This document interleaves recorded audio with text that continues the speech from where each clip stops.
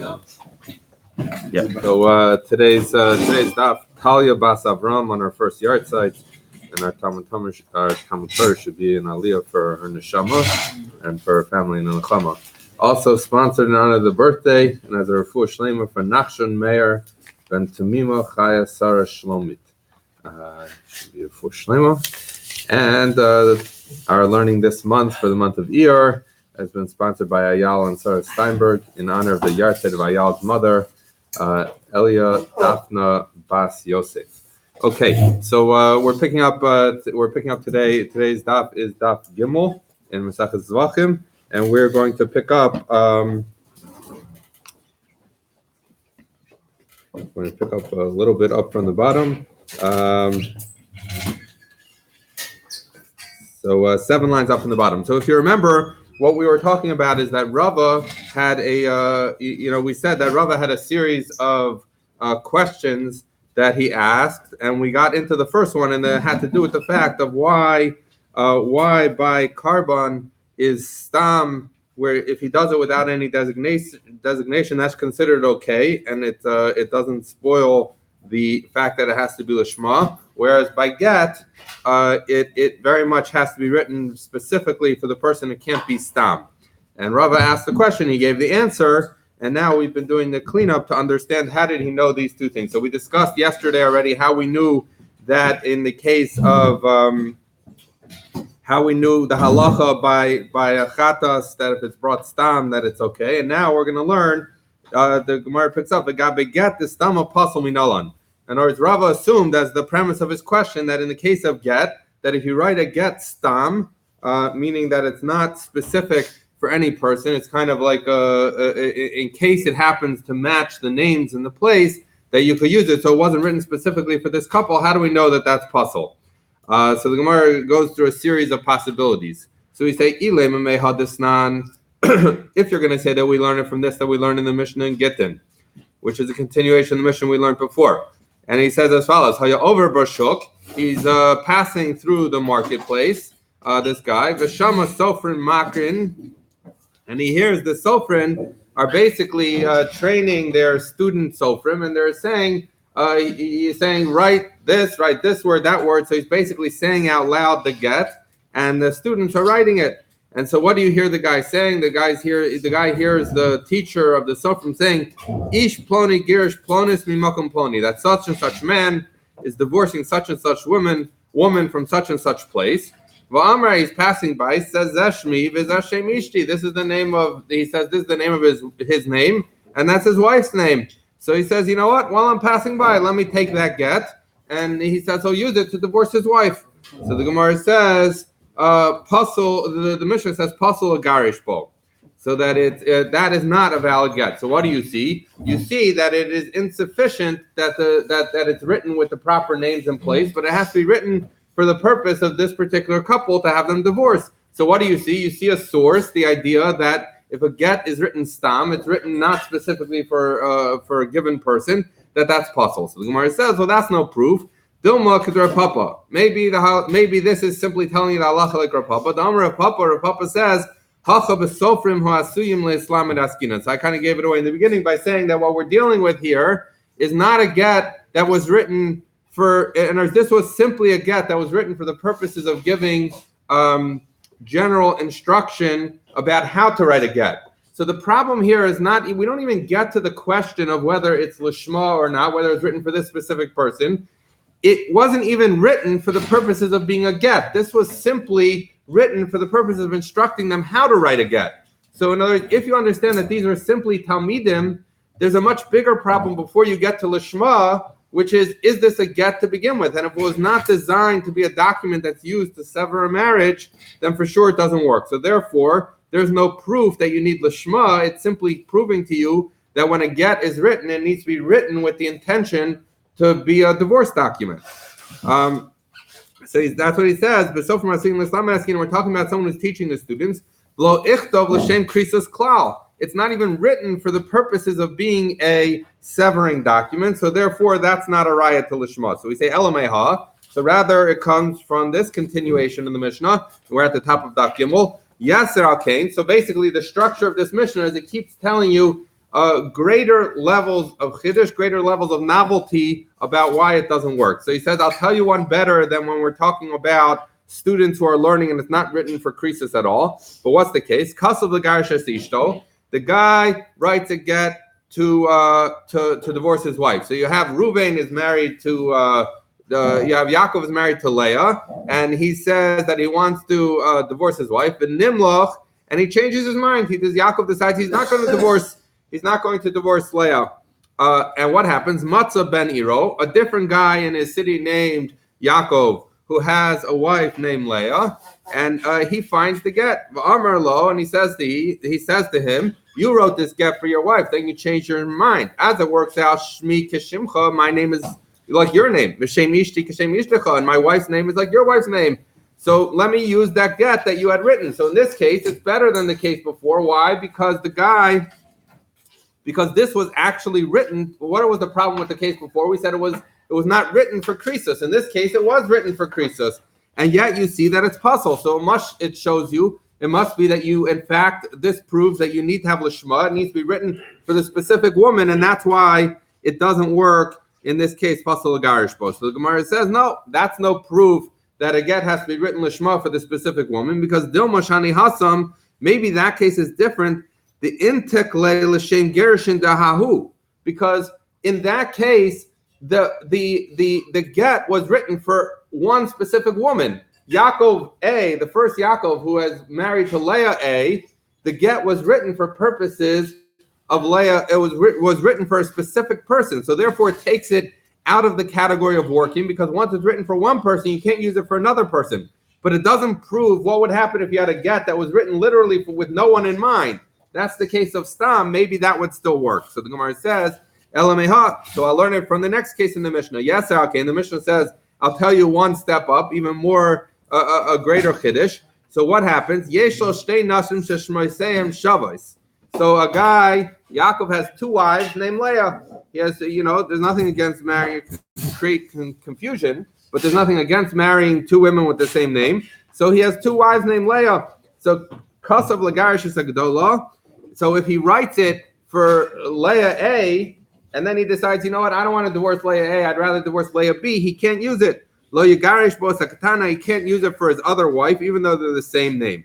So what do you see? You see that it needs to be written for a specific woman. So this should be the source that a get that's written that's not written for a specific person is no good.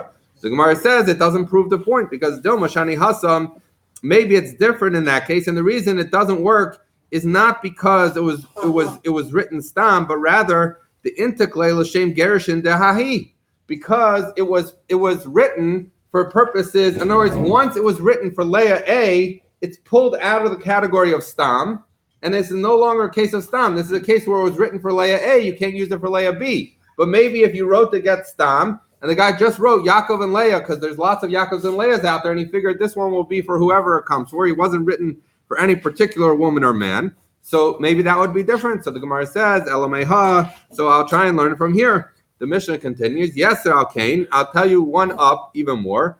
Amar lelavler, he tells the sofer, Ksov, write the get. So we're still dealing with a case of Yaakov who has two wives named Leah. He has Leah A and Leah B. He says, Ksov, write the get that Yaakov divorces Leah. Ule'eza she'ertza egarish. And he says, whichever one, I'll decide tomorrow which one I want to divorce with it. I'm not in the mood of having two wives, and one we'll end up, one of them will get divorced. So why is this better? This is better than the case before, because the case before we said was a problem, because since it was written for one specific woman, Leah A, you can't switch it to Leah B. But here it's truly stam, because he didn't make up his mind yet about which of his wives Leah he's going to divorce. So the Mishnah still says pasal garishbo. So therefore you see that if it's not written lishma for one particular woman, it's no good. So the Gemara says, Delmashani Hasam, still no proof about a stam get. Why? The ain breira, because there's no breira going on here. Now, what is breira? Breira is something we've encountered many times. So let's say, for example, we had a Maseches Beya as a good example, where a guy had birds, and he, something he wanted to chef the next day, and in order for it not to be muksa, you have to designate it the day before. So he says, I'm going to pick from among these. And he points to one particular pen, but he's not going to shecht all of them. Rather, what happens is tomorrow when he comes and picks it, so right now it becomes, right now the halacha applies that whichever one he's going to pick tomorrow, as of now, is considered designated. It's just that when you look at this pen today, no one knows which one has been designated because it's only going to be retroactively clarified tomorrow when he actually picks one. But when he picks one tomorrow, it's not being picked tomorrow, it's being picked today, and it just reveals to us which one was truly prepared today, right? So now, the way Rashi understands, and Breyer is a complicated sugya throughout Shas, but the way Rashi understands it is the way I just said it, the way he understands Breyer to work, is that there is a designation that's happening today, we just don't know which one is designated, right? That's how he understands Breira.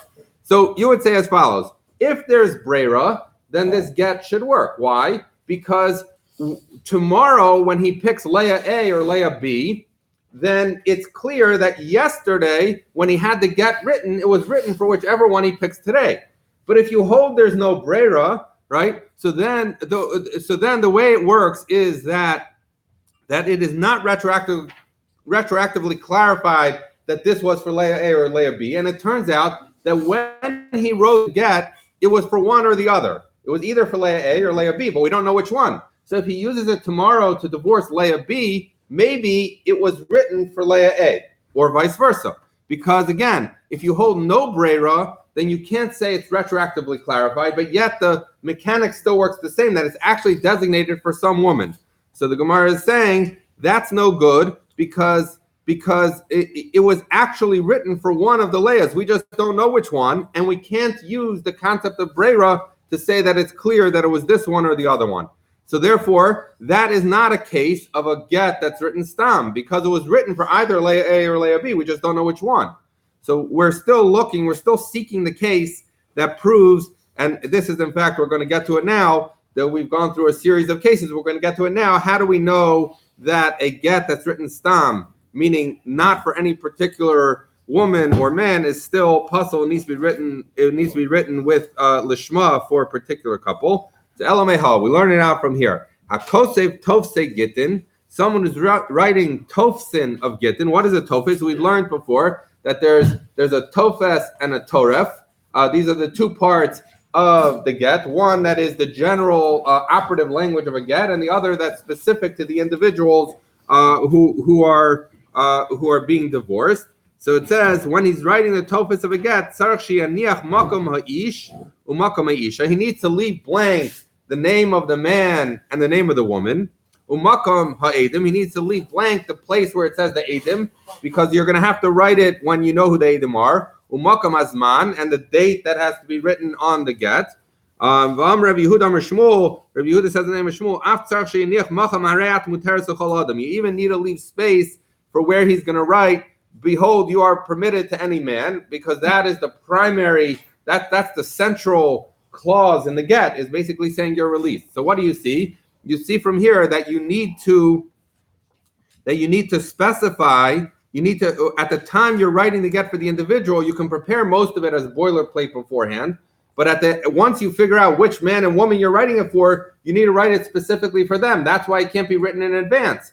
If a stam get would be sufficient, let the guy write Yaakov and Leah, and if he happens to get a Yaakov and Leah, he'll fill it in then. But the Mishnah is telling us, the Brisa is telling us that you need to.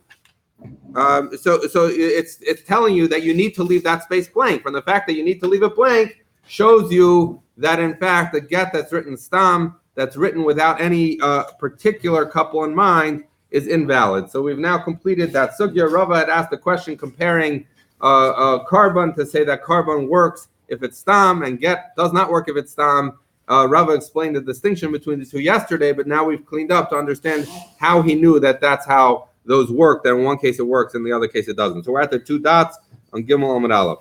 Okay, so if you remember, I think it was Ravina who had said, Ravina had said to Rav Papa, if I'm not mistaken, he said, yesterday you missed it. Rava asked lots of interesting contradictions, and he answered them. So we addressed the first of them, and now we're going to get back to the series to say other things that Rava asked that on the surface seem to be a steer, and how would he answer them. So the Gemara says, Su Rami Milsa Achriti, that Rava asked another case of a contradiction. Mi Amar Rav Yehuda Amarav. Did Rav Yehuda Amarav say as follows, or how did Rav Yehuda Amarav say as follows? That chatos sheshachata l'shem ola psula. So we learned this yesterday. That if you have a carbon and you and the Kohen offers it with intention that it should be for a different kind of carbon, that's a problem. So he's saying yes. If you have a chatas and you shechted it saying it was an ola, that makes it puzzle. That we learned yesterday. But here it says something interesting. Shachata l'shem chulin. But if he shechted it not for a different carbon, but saying it's nothing to do with a carbon, he just shechted it like it was a regular animal. He didn't have in mind any carbon. It's kshera. He says, so in that case, it's kosher, which is kind of non-intuitive. You're saying if he had in mind the ola, which is at least some kind of carbon, that destroys the lishma aspect of the chatas. So you would think chulin for sure should destroy it. But we say, no, chulin does not if he has intention for chulin, it does not destroy it. And it only destroys it if you have intention for, if you had intention for a different carbon like a ola. So, Alma, what do you see? The mina machriv ba, the lav mina lo machriv ba. So he says something that's similar can destroy or interrupt. The machriv is like churva, like a destruction, but it's saying something that is similar to something else can interfere or can interrupt. But if something's totally different, then it doesn't even interfere or interrupt. And this is the concept that we're going to deal with for the rest of the daf today. This idea of, which is in fact a principle that's going to hold true, the idea that if something is really dissimilar, then that's not even considered an interruption. So how does that apply here? The idea being that if it's a little bit similar, an ola is similar to a chatas. So if you're going to mix those things up, it's going to ruin the lishma aspect. But if it's totally different, meaning you have a chatas and you're shechting in l'shem chulin, that's sufficiently different that it's not considered an interruption. Okay, so you see this concept that something that's significantly different is not an interruption. Raminu, I'll compare that to another halacha we learned, and it seems to be a stira. What did we learn? We learned kol haget shenichtav shelo l'shem isha pasul. So he says if you have a get that's written not for a particular woman, that's pasul. That's an invalid get. Va'afilu l'shem avodas kochavim nami pasul. And even if it was written for a non-Jewish woman, then that's also pasul.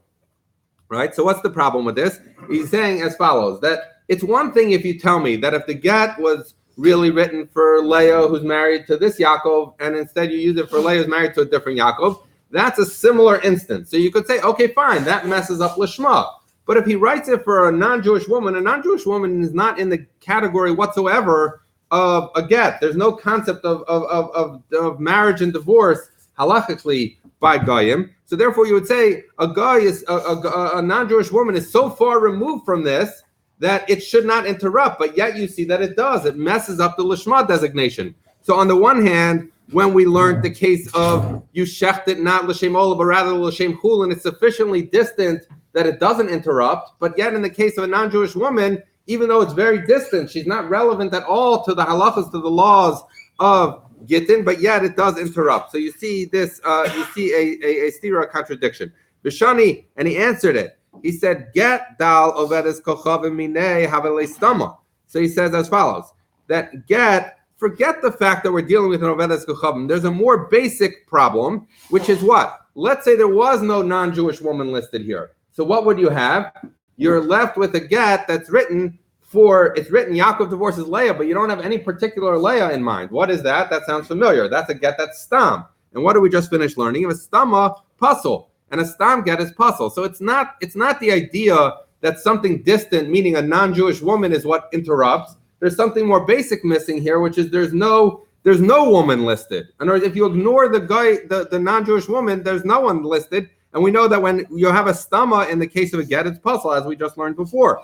But in the case of a chatas, that he does it l'shem ola or l'shem chulin, we say dal chulin minayu. Let's say you remove chulin from it. Let's say you ignore something that's sufficiently distant, that's sufficiently dissimilar. Havele stama. So that would be a stama, ustama ksherim. And yet we learned yesterday that when you have a chatas that is done stam, that you have intention for no particular carbon, you just shecht it, that carries over as a valid case. So he's saying the distinction between these brises is not really a case of dissimilar. He's saying there's in the case of a non-Jewish woman, it's not that she's dissimilar and still it's a problem, because normally dissimilar would not be a problem. The problem is that there's no particular woman you have in mind, and therefore it fails the Lishma test.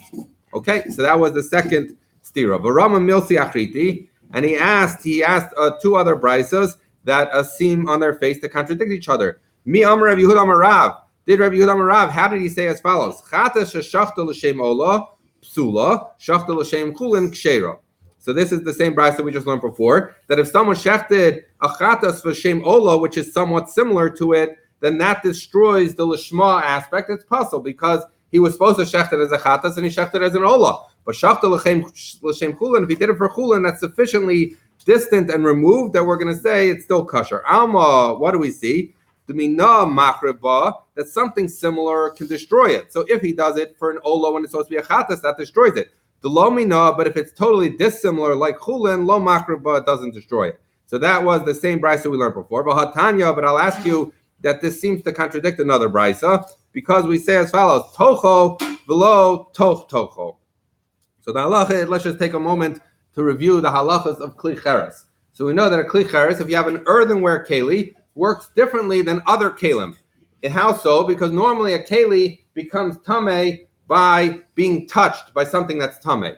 A kli cheres is interesting in the fact that it does not need to be touched in order for it to become tameh, and it's different than other things. If you take a sheretz and you touch the outside of a kli cheres, normally that would be enough to make a keli tameh. But if it's a kli cheres, if it's earthenware and you touch the sheretz against the outside of the keli, it does not become tameh.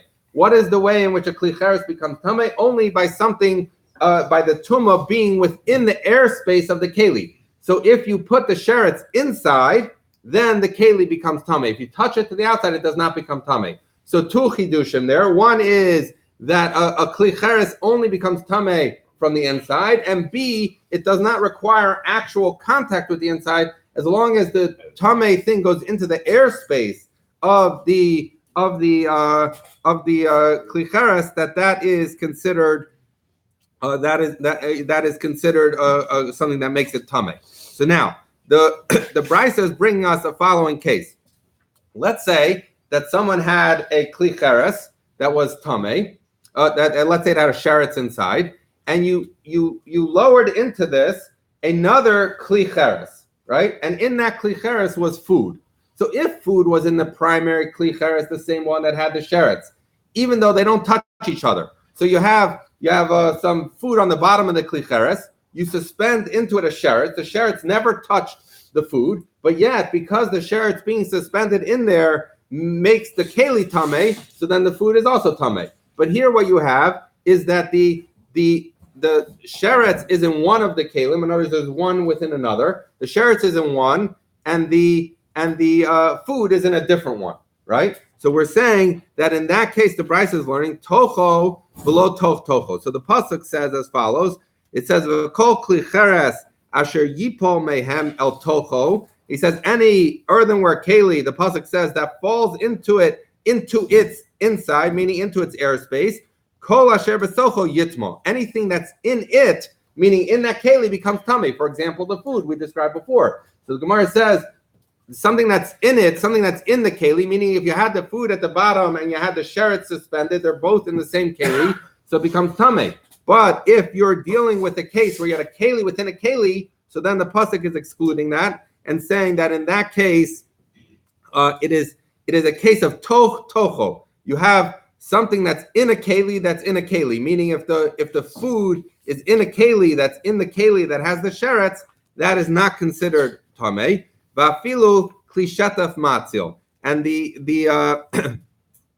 Tana continues and says this is true even if you're dealing with a klishataf. Klishataf means a keli that's capable of being washed or cleaned. But what it means a keli that can be put in a mikvah to be made tahar. So we know that a kli cheres, an earthenware keli, cannot be made tahar. That's in fact why the pasuk says also sishbaru, that you should actually break it, because once it becomes tameh, it can't be made tahar. So the chiddush is as follows: that it's a much bigger chiddush to say that a kli shetef, that let's say you put in a metal keli, it works. Why? Because when you put in an earthenware keli, if you think about it, you're inserting the earthenware keli into the other earthenware keli. So if you're thinking that the tumah is going to transfer to what's inside, remember, where is the tumah reaching on the second keli that's put in? It's reaching the outside, right? And the outside of kli cheres is not, it doesn't become tummy from the outside. So you might say kli cheres is only that way. The Tana is telling you, no, not just the kli cheres.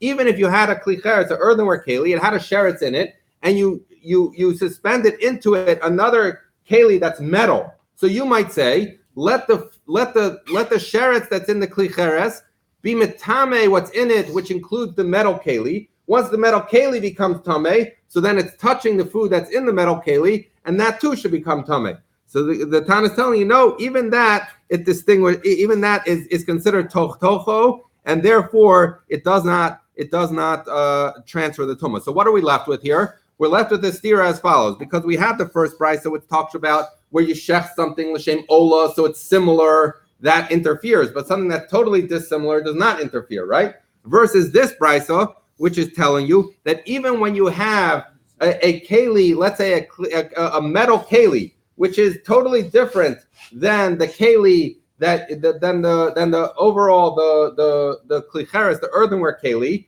So you might say metal should not be considered an interruption, and therefore the food in it should become tameh, because we ignore something that's dissimilar, and metal is very dissimilar from kli cheres. So you might think that something very dissimilar is disregarded, but yet we see that it is sufficient to protect the food in it from becoming tameh. So you see that something dissimilar is not considered disregarded. So in one case, we're saying, in the case of chulin versus ola, we say dissimilar is disregarded. And in this case, we're saying dissimilar metal, which is dissimilar from cheres, is not disregarded. Vashani, and he answered the stira as follows. He says, asu chulin etzel kachim kimechitza etzel tanor. So he's saying you were operating under an assumption that metal is totally different than cheres, right? Than earthenware. So therefore, you said the metal should be disregarded, and what's in it should become tameh. But the Gemara says you were being too narrow when you were considering what's similar and what's different. So the fact is, a kli cheres and a kli mateches, a earthenware keli and a metal keli, they're both kalim, they're both utensils, and therefore we consider them as something that's similar to one another. When something is similar to one another, it's enough to interrupt. So that's why the metal keli interrupts the tumah from coming into it, because it is actually something similar to the kli mateches, to the metal keli. They're both kalim. Versus chulin versus ola, those are totally separate. So if you have in mind ola, which is similar to chatos, that interrupts. But if you had in mind chulin, which is totally dissimilar, then that does not interrupt. So we still hold our concept that dissimilar does not interrupt and similar does interrupt. So we're going to say as follows that asu chulin etzel kachim k'mechitza etzel tanor. He says, no, let's talk about when you have chulin by kachim, we're going to consider that as a mechitza in a case of a tanor, and I'll explain what this means in a moment. Ma mechitza etzel tanor lo mahani le klal. Just like a mechitza in an oven doesn't help at all, af chulin etzel kachim lo mahani le klal. So too in chulin, it doesn't help. So he's saying as follows. We're going to see in a Mishnah in a moment that if you were to have an oven, which is an earthenware oven, and you would build a mechitza, you put in some bricks or something in the middle, and you create a dividing wall between the two, right? So he says that would be something that is considered entirely dissimilar. And so therefore, if something's dissimilar, what happens? It gets disregarded. He says, if you're trying to find a case of a kli cheres where you're putting in something dissimilar, the case would be where you put in a mechitza, you put in bricks that make it into two compartments, not where you stick in kli mateches. So that's what really saying what I was saying before, which is metal and earthenware are still in the category of kalim. You were trying to say that metal is different from keli. We're saying no, metal's not different from keli because they're both kalim. What would be different from an earthenware keli is if you put a mechitza down the middle, and because if you put a mechitza down the middle, you see it's disregarded because it's sufficiently dissimilar. So we're still maintaining our concept that dissimilar things are disregarded. How do we see that a wall does this? This none, because we learned in the Mishnah. Tanar shechatzitzu b'nesarim obiarios. So if you had a earthenware oven that was divided with boards or with a curtain, v'nimta sheretz b'makom echad, and on one side of this wall you have a sheretz. So hakol tameh, everything is tameh, even though on one side of the wall you have food, and on the other side of the wall you have a sheretz. We say everything is tameh. Why doesn't the wall separate? Because the wall doesn't belong in an oven, right? So therefore, it's something that's dissimilar from the earthenware walls of the oven, and something that's dissimilar is disregarded. If you're disregarding the wall, then you have the sheretz and the food in the same oven. So therefore, it maintains the status of our rule that something dissimilar is disregarded. Now, kaveres shehi pechusa. So what happens if you stick in, the Mishnah continues, if you stick in a basket, and this basket is pechusa, it is spoiled a little bit, meaning there are holes in it. It is not a good keli. Upekuka bekash. And what do? You take straw and you try and fill in the holes of this basket to make it a keli. At the end of the day, that is not a valid keli, right? So what's going to be the question? The question is going to be, it is definitely not a keli besoch keli. It's not a kli and a kli, which we know protects the food in it. The question is, do we see it as a mechitza that blocks the tumah or not? So we say, umshulsheles la'avir hatanor, and you lower this into the airspace of the tanor, which is a kli cheres, which would be metame. So we say, sheretz besocha hatanor tame. If there's a sheretz in this basket, the entire oven becomes tame. So what do you see? You see that the kaveres, the basket, is disregarded, right? And therefore, everything becomes tame. Sheretz betanor. Now, or conversely, if the sheretz was in the tanor and ochlin shabasocha, and there was food in this basket that you lowered, is tamein. So what do you see? You see the idea that something that is different, that is entirely dissimilar, is disregarded. And that's why even if you put up a wall in the middle of this oven, or you drop down this basket that is kind of a mechitza, you might think that it should protect the food from becoming tummy. The answer is it doesn't, because it's dissimilar. Rabbi Eliezer metaher. And Rabbi Eliezer says no, that he would argue in both cases. He would say a wall would separate, and he would also say that a basket, a ruined basket, even though it's not a valid keli anymore, would separate because it's a divider. Okay, so now just to keep track of where we are at the moment, we were trying to figure out why is it that on the one hand, when we learned chatas, and you had in mind chulin, it's dissimilar and disregarded, but ola is not. And then we had the case of where you put in a metal keli, which you would think is dissimilar, should be disregarded, and yet it said that it's not disregarded and it protects the food that's inside it. So the Gemara answered and said, no, when you're considering metal and earthenware to be separate, you're being too small-minded. Those are all in the category of keli, and therefore they're similar, and they're not going to be disregarded, and that's why it could protect it. How do I know this? So in other words, instead of saying that kli matachas, that metal is different than earthenware, say that those are the same. What would be a case of difference? Would be a case where you have a wall, you have a mechitza in the middle of the oven. That would be different, and in fact, it's disregarded, as you see from this Mishnah that we just brought. But in the Mishnah we brought, there's this machlokes between the Tanakama and Rabbi Eliezer, that the Tanakama says it's different, this mechitza is different, it's disregarded, and Rabbi Eliezer says that it's not disregarded, and in fact, it protects the food from the sheretz on the other side, let's say where you put a wall. So I'm Rabbi Eliezer explains his opinion. He says, Kavachomer, he says, I'll make you a Kavachomer. In Hitzel b'meis hachomer, lotatzel b'kli cheres hakal. So he says as follows. He says, Rabbi Eliezer says, why do I consider this wall in the middle of the oven to be a valid separation for purposes of tumah and tahara? He says, because we know what's the most chomer kind of tumah there is a dead body, right? And we also know that a dead body transmits tumah via ohel, if it's underneath the same roof. And yet we know the halacha is, let's say you have a house, and there's two sides of the house, and you put up a brick wall in the middle up to the ceiling. What's going to happen? Something on this side is tahar, even if there's something tummy on the other side. So you see that a wall is sufficient to separate tumah. So if we're saying, Rabbi Eliezer says, if I see that a wall is sufficient to separate tumah by tumah's mace, which is the most strict kind of tumah, then for certain, in a case of where we're dealing with this earthenware oven, and we're only dealing with tumah sheretz, which is much less serious than mace, that it's going to be that it is going to protect just like it protects by mace. So Amrullah, the Chachamim said back to Rabbi Eliezer, Lo im hitzu b'meis chamer shekein chaluka ba'oalin tatza b'klicheres hakal she'ein chalukim ba'oalin. So the Rabbanan said back to Rabbi Eliezer, we don't like your kal v'chomer. We're on Amud Beis. He says why? Because he says a house. People divide houses all the time. In other words, you want 2 rooms, so you put up a wall, right? So it's normal to divide a house into 2 parts, and then that's considered a valid mechitza for purposes of tumah. It's not normal to put a brick wall down the middle of an oven, and therefore we're going to disregard it. So they don't like the comparison to a mace. They say from a mace, you're picking from a scenario that's normal to have a wall to a scenario that's not normal to have a wall. And if it's not normal to have a wall, it's considered something dissimilar. If it's considered dissimilar, it's disregarded. If it's disregarded, the tumah transfers. Okay, so that was the machlokas between them. So the Gemara says, okay, so so remember, we were trying to understand why is the case where you put a metal keli into an earthenware keli, it protects from tumah transferring. We said because it's actually similar, it's not dissimilar, right?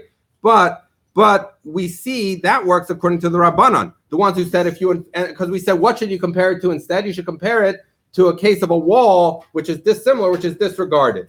So the Gemara is asking now as follows: that works well according to the Rabbanan who say you should disregard the wall, but according to Rabbi Eliezer who says you don't disregard the wall, and the wall is a valid separation, right? So therefore, when Rabbi Yehuda Amarav said his halacha, I'm sorry, when we said. When he said it, this halacha that something dissimilar is disregarded and something similar is an interruption in the case of ola and chatas, he's saying that really should be a machlokas tanayim, because evidently Rabbi Eliezer holds that something even when it's dissimilar, it's not disregarded, right? So therefore you've answered according to Rabbanan, but not according to Rabbi Eliezer. Rabbi Eliezer ma'ik lemeimar. So we say Rabbi Eliezer kal v'chomer kamar. So in other words, Rabbi Eliezer is saying the kal v'chomer. So what we're saying is as follows. The Gemara is saying, we thought that Rabbi Eliezer was just supporting his view when he said the kal v'chomer. But actually you have to understand it differently. Really, Rabbi Eliezer agrees with the concept of Rabbi Yehuda Amarav that something dissimilar is disregarded. He agrees with that concept. And therefore, that's how you would explain the case of chatas and ola. Ola is similar, and therefore it interrupts, but a chulin is dissimilar, it doesn't interrupt. And why did Rabbi Eliezer say that in the case of a mechitza in the oven that it does protect and it's not disregarded even though it's dissimilar? Is because he had the kal v'chomer. And the kal v'chomer taught him, but it's basically teaching you an exception. And everyone agrees with Rabbi Yehuda Amarav's concept that something dissimilar would be disregarded if not for the fact that there's a kal v'chomer. So the Gemara says, if so, hasam nami lema kal v'chomer. So he says, so what's the structure of what we said? We said that both Rabbi Eliezer and the Chachamim agree that something dissimilar is disregarded and something similar is an interruption. We said, why did Rabbi Eliezer say that something dissimilar, a wall down the middle of an oven, is sufficient? Is because he says that's specifically because there was a kal v'chomer.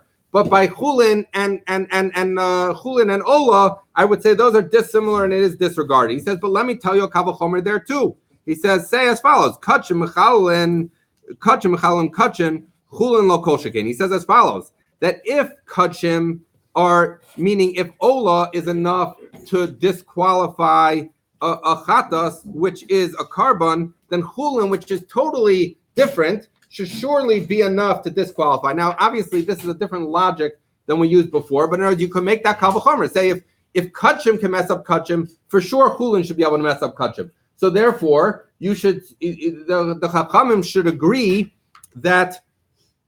Chachamim should agree that even though dissimilar is normally disregarded, in this case, there should be a kal v'chomer that trumps, and the kal v'chomer should say that it's not disregarded, and therefore we should say that whether he shechs it l'shem ola or he shechs it l'shem chulin, it should interfere because of the kal v'chomer. So we say el time of the Rav to Rabbi Elazar. Rav holds like Rabbi Elazar, not Rabbi Eliezer. There's not Rabbi Eliezer of the mission. There's Rabbi Elazar ben Pedas, the Amora. He says the Amor Rabbi Elazar, my time of the Rav. What's the reason of Rav that he says that a chulin does not interrupt, but ola does? He says, he says you shouldn't be mechalal the kachay b'nei Yisrael. You shouldn't be mechalal kachim with that which you give to Hashem. So it teaches you, and again, exactly how this is learned. we could see on Daf Memvav. But the basic idea is that you learn from the pasuk that only things that are kachim can destroy things that are kachim, i.e., if you have in mind ola when it's a chatas, then that destroys. But if you have in mind chulin, then it doesn't destroy. Okay, so therefore, we learn kachim mechalin kachim and chulin mechalin kachim. That kachim ola interrupts the chatas, but chulin would not interrupt the chatas.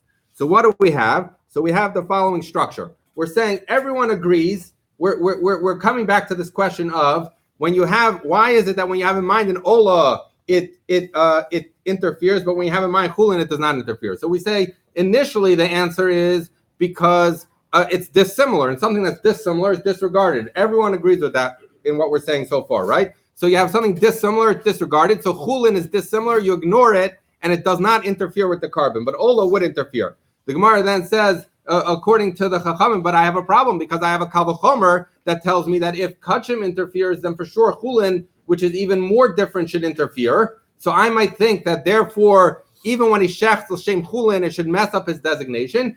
Comes the Rabbanan and say, no, there I have a pasuk that overrides the kal v'chomer. So you have a basic principle, dissimilar is disregarded. You have a kal v'chomer that might make you think otherwise, and then you have a pasuk that essentially restores the rule and overrules the kal v'chomer, and so you're left with the idea that chulin does not interfere. So what do you see? Alma asekra afke mikal v'chomer hachinami lesi toho lafke mikal v'chomer. So the Gemara asks as follows. So he says, we just set up the structure. In understanding the case of chatos and ola, we set up a structure, a basic principle, dissimilar, disregarded. Kal v'chomer trumps, you might think, but then pasuk knocks out the kal v'chomer, right? So he says, so why not say the same thing? And if that logic works, so you should say as follows, that the basic rule, according to Rabbi Eliezer, is that, according to everyone, but we're saying even according to Rabbi Eliezer, that if you have something that is dissimilar, it's disregarded, right? And then we said, but the problem is that there's a kal v'chomer. The kal v'chomer was that if it works by a mace, if the walls are divider by a mace, it should be a divider even by an oven. So it's a kal v'chomer that Rabbi Eliezer was saying a special halacha. Now let me ask you a question. The Gemara is going to ask as follows. Once I know that mechitza separates in an oven, in a klicheres, so then I would for sure know that tocho, that if you stick a keli in, it's going to separate. Why? Because a keli is surely a better interruption than a mechitza. Because a mechitza is just toch. It's just toch. It's not tocho. It's not something that's inside something. Whereas a keli inside has an airspace of its own, right? So therefore, we're going to say that if a mechitza separates, then surely tocho should separate. So the Gemara's problem is as follows, that you have the basic principle and you have a kal v'chomer, but then you have a pasuk that comes to tell you tocho. Why do I need the pasuk of tocho? I would know it from the kal v'chomer.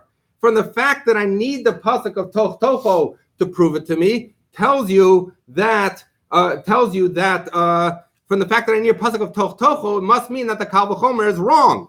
So we're asking as follows, that back to the case of mechitza and tocho, I should tell you that tocho we would know from the kal v'chomer. We would know that halacha from the kal v'chomer, and we don't need the pasuk of tocho. And the fact that we need the pasuk of tocho should destroy the kal v'chomer and go back to saying that a mechitza does not work. So the Gemara says, so we say, the Gemara says, no, according to Rabbi Eliezer, and I'm sorry, I know a little bit complicated, we're going through quick, but such it is. Okay, he says no. He says, you're right. In theory, tocho, if it was really coming to teach me the halacha that something in the middle interferes when it has its own airspace, I would know that from the kal v'chomer.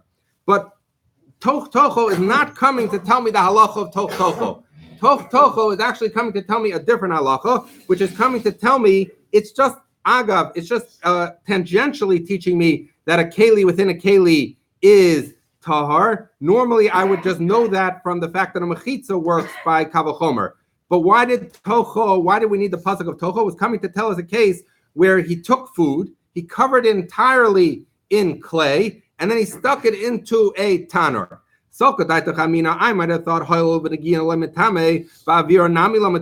might have thought that when I cover something fully in clay, so then if I touch a sheretz to it, it does not become tameh. So there, because it's protected by clay. So therefore, also I might think that if you stick this clay-covered food into a kli cheretz, it should not be matame. Kamash malan. So therefore, the pasuk of tocho comes to tell you that tocho is okay. But if you stick in food that's covered with clay, so there's no internal recess, so it's not a tocho. So in that case, it does not work, and in fact, it does not protect it, and it would be tameh. So what you have is as follows. We were saying as follows. You have the basic rule. You had a kavachomer. Now we said from the kavachomer you should know tocho. So what do I need the pasuk of tocho? Must show that the kavachomer is wrong. So the Gemara is saying no. Tocho was really coming to tell you this specific case of where you coated it in clay, and you did not need tocho to tell you that if you suspended one keli in another it would work, because that I know from the kavachomer itself.